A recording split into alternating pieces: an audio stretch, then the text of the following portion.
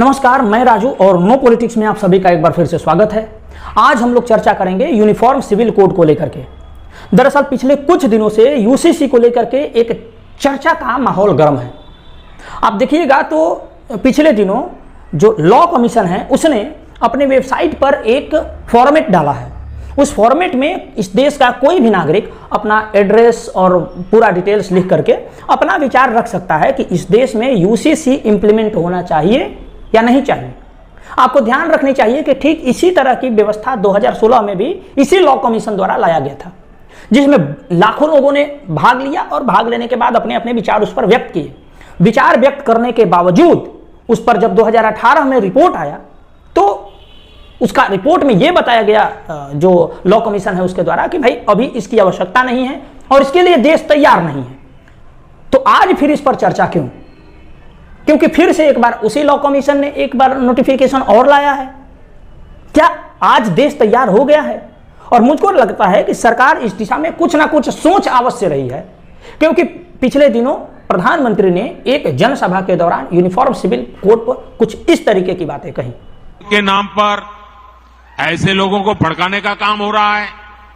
आप मुझे बताइए, एक घर में परिवार के एक सदस्य के लिए एक कानून हो, परिवार के दूसरे सदस्य के लिए दूसरा कानून हो, तो क्या वो घर चल पाएगा? क्या कभी भी चल पाएगा क्या? फिर ऐसी दोहरी व्यवस्था से देश कैसे चल पाएगा? हमें याद रखना है कि भारत के संविधान में भी नागरिकों के समान अधिकार की बात कही गई है। साथियों, ये लोग हम पर आरोप लगाते हैं, लेकिन सच ये है कि यही लोग मुसलमान करते हैं। अगर ये मुसलमानों के सही मायने में हितैषी होते तो अधिकांश परिवार, मेरे मुस्लिम भाई बहन, शिक्षा में पीछे न रहते, रोजगार में पीछे न रहते, मुसीबत की जिंदगी जीने के लिए मजबूत नहीं रहते। और सुप्रीम कोर्ट ने बार बार कहा है, सुप्रीम कोर्ट डंडा मारती है, कह रही है कॉमन सिविल कोड लाओ, लेकिन ये वोट बैंक के भूखे लोग। प्रधानमंत्री जी स्पष्ट रूप से यूसीसी के बारे में ऐसा कहते हुए प्रतीत हो रहे हैं कि चूंकि सुप्रीम कोर्ट बार बार यूसीसी के बारे में उनको बोल रहा है, इसलिए यूनिफॉर्म सिविल कोड लाना आवश्यक है। सबके लिए यूनिफॉर्मिटी होनी चाहिए, सबके लिए समान कानून होने चाहिए। दरअसल मेरा विषय यह नहीं है कि यूसीसी आना चाहिए या नहीं आना चाहिए। विषय यह है कि यूसीसी में जो कानून होंगे, जो नियम होंगे, वो किस तरीके के होंगे। हम ये देख रहे हैं कि भाई यूनिफॉर्म सिविल कोड तो लिख रहे हैं, लेकिन उसमें नियमावली क्या होंगे, इस पर भी तो चर्चा करनी आवश्यक है। उस नियमावली के बारे में अभी तक कुछ नहीं बताया गया है कि उसमें क्या क्या होंगे, क्या क्या नहीं होंगे। लेकिन जनरली जो विश्व के और बहुत सारे देशों में हैं यूनिफॉर्म सिविल कोड, उसमें जो चर्चा जो देखने को मिलता है उसमें होता है कि जो कोई भी पर्सनल लॉज हैं, जैसे हिंदुओं के लिए अलग पर्सनल लॉ है, मुसलमानों के लिए शरिया एक्ट है, इस तरीके की जो चीज़ें हैं उसको समाप्त कर करके विवाह के लिए, तलाक के लिए, बहुविवाह से बचाव के लिए, उसके बाद मुत्ता, हलाला, इन जैसी कुरीतियों के लिए, इन सब को एबोलिश करने के लिए, हटाने के लिए जो है कोर्ट का रास्ता रहेगा और एक कानून रहेगा। कोई भी इस तरीके की चीज़ें नहीं कर सकता है। निकाह, मुत्ता, हलाला, इस तरीके का जो है, ट्रिपल तलाक, ये सारी चीज़ें हैं। उसके बाद संपत्ति के बंटवारे का, जैसे हिंदुओं में क्या है कि संपत्ति के बंटवारे में लड़की की भी बराबर भागीदारी होगी, लेकिन मुसलमानों में इस तरीके की चीज़ नहीं है। उसका 1/10 या 1/8 इस तरीके का है। तो बहुत सारी उसमें चीज़ें हैं, बहुविवाह है इसमें, तो उससे मुक्ति मिलेगी। ये एक अलग विषय है, क्योंकि अब बहुविवाह प्रथा हिंदुओं में तो है नहीं, विशेष कम्युनिटी के लोगों में है। तो उनके राइट्स को कर्टेल करने की, थोड़ा संकुचित करने की बात इसमें है, जो ठीक है। उनके इस तरीके की चीजें नहीं होनी चाहिए, लेकिन ये सोच रहे हैं कि हम इसमें इतने ताली क्यों बचा रहे हैं? क्या हमारे कुछ राइट्स को कर्टेल नहीं किया जाएगा? क्या इसकी नियमावली आपके सामने है कि इसमें क्या क्या होनी चाहिए, क्या क्या नहीं होनी चाहिए? हमारी भी बहुत सारे ऐसे संस्कृतियां हैं जिसमें बहुत सारी तरह की चीजें चलती हैं, तो क्या उनको भी कर्टेल किया जाएगा? ये सोचने वाली बात है। अब मैं ये सोच रहा हूं कि भाई यूनिफॉर्म सिविल कोड के नाम पर उसमें फिर से कहीं माइनॉरिटी के लिए एक अलग कॉलम तो नहीं बना दिया जाएगा कि भाई माइनॉरिटी के लिए थोड़ा सा ये छूट दिया जाता है, ये छूट दिया जाता है। इस बात की हमें शंका है। तो फिर यूनिफॉर्म सिविल कोड का कोई औचित्य ही नहीं रह जाएगा, ये भी केवल हिंदुओं पर थोपा जाएगा। तो इसलिए हमें उतनी ताली बजाने की आवश्यकता नहीं है।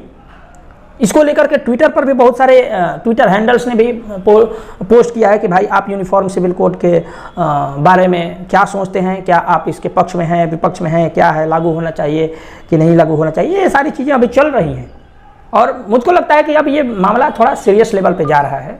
जानी भी चाहिए, लेकिन हमारी जो चिंताएं हैं वो चिंताएं वाजिब है।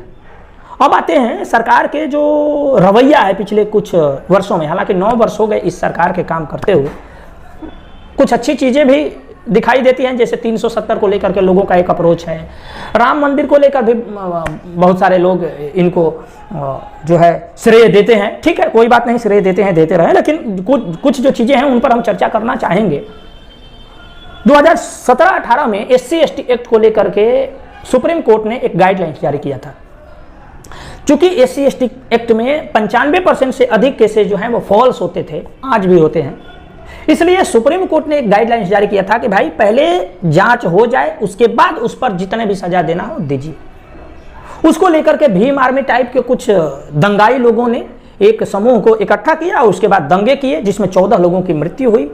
उसके बाद सरकार उस दंगों के दबाव में आ जाती है, सरकार उस दंगों को कर्टेल नहीं कर पाती, रोक नहीं पाती, उल्टे उसके दबाव में आ जाती है और सुप्रीम कोर्ट के जो नियमावली है उसमें जो उन्होंने करेक्शन करने की बातें कही थी उसको बदलते हुए सरकार ने पुनः से SC/ST एक्ट को उससे और स्ट्रिंजेंट, उससे और कठोर बना करके फिर से इंप्लीमेंट किया, जिसके कारण आज सैकड़ों की संख्या में मौतें हो रही हैं, लोग फंस रहे हैं और फंसने के एवज में वो मानसिक प्रताड़ना में आकर के फांसी लगा रहे हैं, स्वयं को गोली मार रहे हैं, स्वयं को आत्मदाह कर रहे हैं। ये सारी चीजें चल रही हैं आज भी 95% केस फर्जी हैं और सब लोग जानते हैं, लेकिन फिर भी इसको ये किया गया। और क्यों किया गया? क्योंकि कुछ लोगों का, कुछ भीड़ तंत्र का दबाव था इस सरकार पर। दूसरा आता है NRC।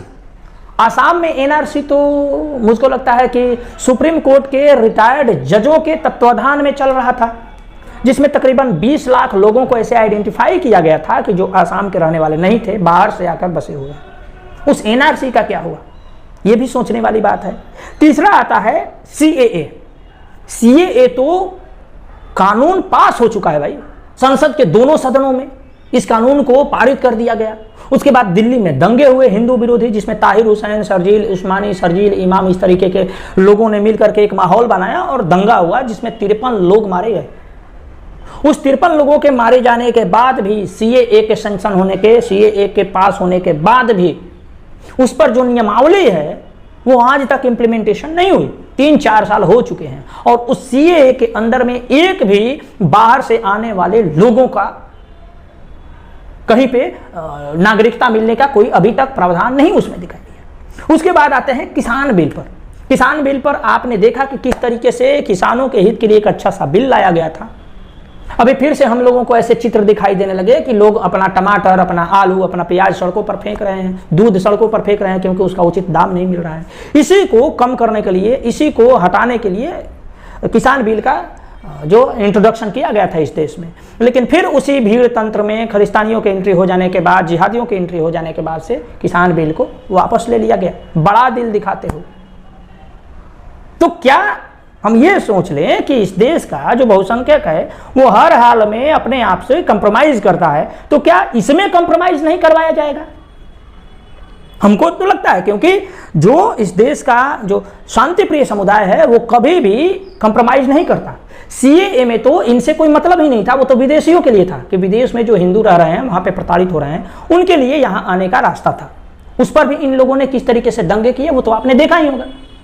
उसके बाद SC/ST एक्ट भी को जो सुप्रीम कोर्ट ने गाइडलाइंस दिए थे वो भी एक सही गाइडलाइंस था, लेकिन उसमें भी भीड़ के दबाव में आ जाती है। किसान आंदोलन के समय भीड़ के दबाव में आ गई, NRC के समय भीड़ के दबाव में आ गई। तो जब ये सरकार हमेशा भीड़ के दबाव में आती है, चाहे वो भीड़ गलत ही मांग को लेकर के बिना किसी मतलब को के लिए भी वो यदि सड़क जाम करती है, भीड़ तंत्र का उपयोग करके दंगे करती है, तो भी उसके दबाव में जब सरकार आ जाती है, तो क्या मुसलमानों के पर्सनल राइट्स को यदि कर्टेल किया जाएगा, छोटा किया जाएगा, तो उसके लिए वो कंप्रोमाइज करने को रेडी होंगे क्या? क्या उसके बाद दंगे नहीं होंगे? और दंगे होंगे तो क्या उसके लिए भारत सरकार ने तैयारी की है? और यदि दंगे होने के बाद भी यदि भारत सरकार फिर से इसको यदि वापस लेती है तो इसका दोष किसको जाएगा? क्योंकि भारत सरकार हर बार, हमने पिछले इनके 9 साल के इतिहास में जो भी बड़े बड़े इनके निर्णय हैं, उन निर्णयों के बाद भीड़ तंत्र को देखते हुए वो अपने निर्णय को या तो वापस लेती है या फिर से ठंडे बस्ते में डाल देती है। तो ये एक सोचने का विषय है, इस पर बहुत चिंतन का ये विषय है कि क्या हमारे लिए उसमें कोई प्रावधान रहेगा? क्या सबके लिए बराबर कानून वाकई होंगे या उसमें भी माइनॉरिटी के नाम पर कुछ उनको दे दिया जाएगा?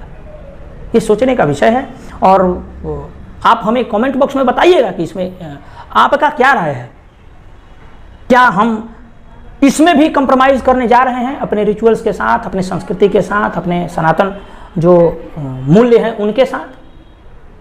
चर्चा होनी चाहिए इस देश में जो वक्फ एक्ट है, जो वर्शिप एक्ट है, जो हमारे मंदिरों को कब्जा किया हुआ है बहुत सारे सरकारों ने, उसकी कमाई से मदरसे में मौलवियों को और क्रिश्चियंस को पैसे दिए जा रहे हैं, इस पर चर्चा होनी चाहिए। वक्फ एक्ट को समाप्त कर दो, हजारों लोगों के जो जमीन है जो वक्फ ने कब्जा करके रखा है वो उनको मिल जाएंगे। उल्टे अमित शाह ने इस वक्फ एक्ट में जो रजिस्टर संपत्तियां हैं उनको एकदम मतलब ऑनलाइन कर दिया कि हाँ इतने लोग, इतने संपत्तियां इनके रजिस्टर है, 5 लाख संपत्तियां। अब आप बताइए कि जो उनके फर्जी दावे थे उसको भी सरकार ने पोर्टल पे चढ़ा करके सही साबित कर दिया। ये मुद्दा है। अभी तमिलनाडु में आया था 2-3 महीना पहले कि पूरे गांव के गांव को वक्फ ने कब्जा बता दिया कि ये हमारा है। तो ऐसे कानूनों को समाप्त करो। वर्शिप एक्ट जो है हमारा, प्लेसेज ऑफ वर्शिप एक्ट, उसमें क्या है कि 1947 से पहले किसी भी पूजा स्थल की जो स्थिति थी वो उसी तरीके से रहेगी, यानी जिसने मंदिर को तोड़ करके मस्जिद बना लिया है वो वैसा ही रहेगा। ये कैसा कानून है भाई? क्यों हम रिक्लेम नहीं कर सकते यदि हमारी मंदिर को तोड़ करके बनाया गया है तो? इन पर चर्चा होनी चाहिए। तो एक डाइवर्सन दिया जा रहा है, हमको एस्केप रूट दिया जा रहा है कि भाई इधर से निकल के आप एनआरसी पर, यूसीसी पर बात करो। यूसीसी को के नाम पे एक झुंझुना पकड़ाया जाएगा, पता नहीं उसमें भी क्या होगा क्या नहीं होगा, वो तो आगे आने वाला समय भी बताएगा। लेकिन हम लोग चर्चा जारी रखेंगे और ये कहते हैं कि हमारे इन 3 मुद्दों को लेकर के चर्चा कब होगी? प्लेसेज ऑफ वर्शिप एक्ट है, हमारे मंदिरों को कब्जा करने वाले जो एक्ट हैं, और वक्फ एक्ट है। इन तीनों पर चर्चा कब होगी, इस पर भी सरकार अपना मंतव्य स्पष्ट करें। यूसीसी लागू होगा तो होने देंगे, कोई दिक्कत नहीं, उसमें देखेंगे कि हमारे लिए क्या प्रावधान है। अभी से हम क्यों हाँ और ना कह दें, उसमें तो प्रावधानों के बारे में कोई जिक्र है नहीं। तो इस मुद्दे पर आपके क्या विचार हैं हमें कमेंट बॉक्स में अवश्य रखिएगा। आपका बहुत बहुत आभार। नमस्कार।